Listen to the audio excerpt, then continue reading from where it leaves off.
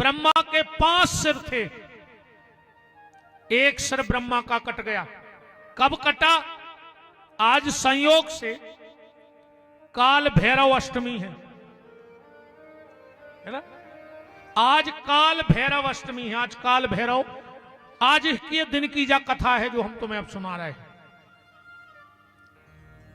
जब ब्रह्मा को प्रकट किया शिव ने, तो ब्रह्मा ने देखा मुझे बनाने वाला कौन है,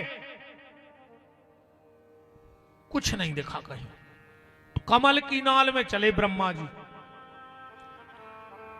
जाके भगवान विष्णु को अपशब्द बोलने लगे, गालियां देने लगे। पुराण में लिखा है, रे रे दुष्ट महाविष्णु, ए दुष्ट, मैं तेरा पिता हूं और तूने मुझे प्रणाम नहीं किया। भगवान विष्णु बोले हम तुम्हारे पिता हैं। ब्रह्मा जी बोले पागल हो गए, तुम काल के बाल बच्चे और हम बूढ़े, तुम बाप के हम। भगवान विष्णु बोले मेरे पिता तो शिव हैं। ब्रह्मा ने सोची ये तो पता है कि हम एक बाप शंकर आए, तो बोले हम तुम्हारे बाप के बाप यहां हैं। भगवान विष्णु बोले हम तुम्हें बब्बा तो बना सकत, बाप नहीं बना सकत। ब्रह्मा जी नकली बब्बा बन गए। इसीलिए ब्रह्मा जी को क्या कहा जाता है? पितामह ब्रह्मा।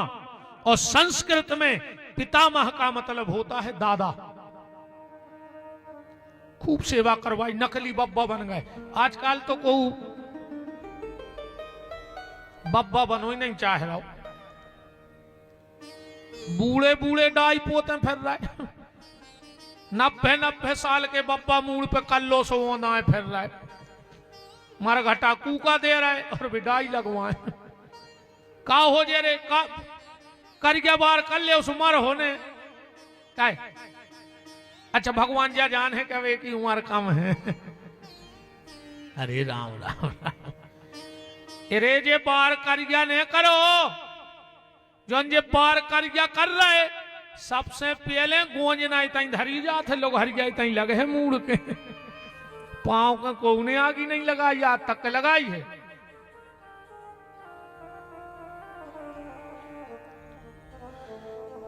बार करिया ने करो, जो मन करिया होगा है, जो सफेद कर ले भजन कर करके, जो संगे जाने चामरे में तई लूघरा लग जे है।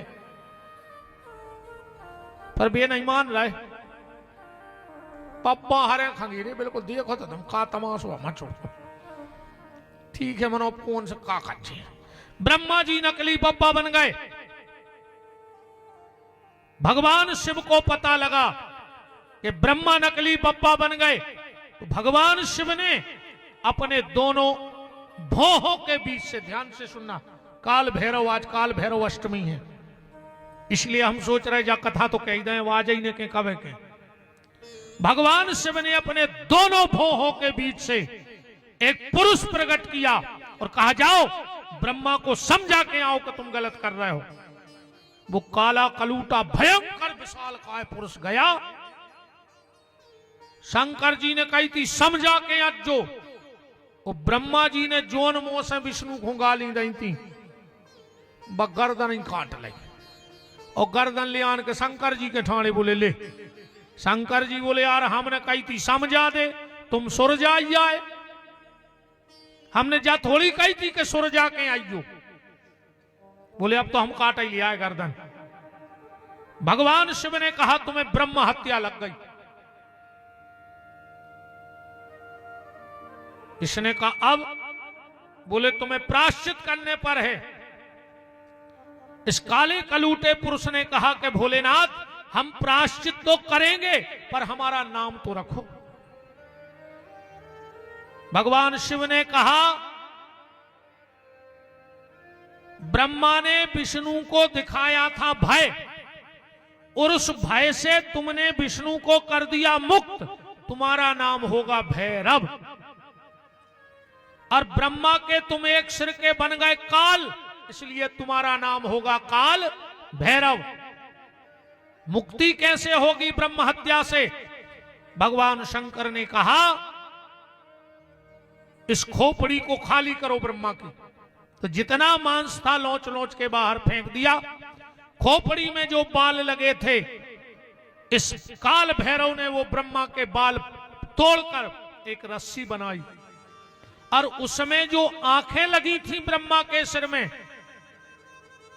वे दोनों आंखें वो रस्सी में डाल के गले में पहनी और वो खप्पर लाओ।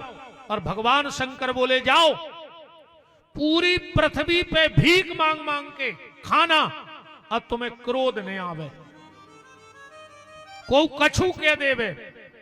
अगर क्रोध आ गया तो फिर तुम्हें उतई से शुरू से चालू करने पर परिक्रमा। काल भैरव ब्रह्मा का वो खप्पर लेकर के चले, पूरी सृष्टि में भीख मांगी और शंकर जी के पास पहुंच गए। भगवान शंकर ने कहा क्रोध, बोले नहीं आया।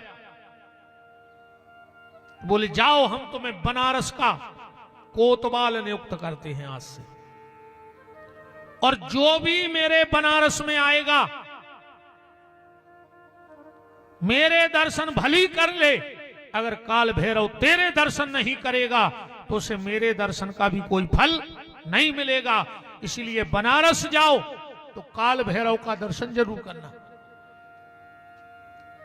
अब एक बात और, आप लोगों ने कभी विद्वानों से सुना हो, काल भैरव के प्रचलित संसार में 2 मंदिर हैं, एक तो बनारस में और एक हमारे एमपी के उज्जैन में काल भैरव मंदिर है, महाकाल बाबा के यहां। अच्छा, बनारस वाले काल भैरव के जन्म की कथा तो हमने सुना दी, उज्जैन वाले काल भैरव कहां से आ गए, कभी किसी ने सुना है? कहां से आए काल भैरव उज्जैन में?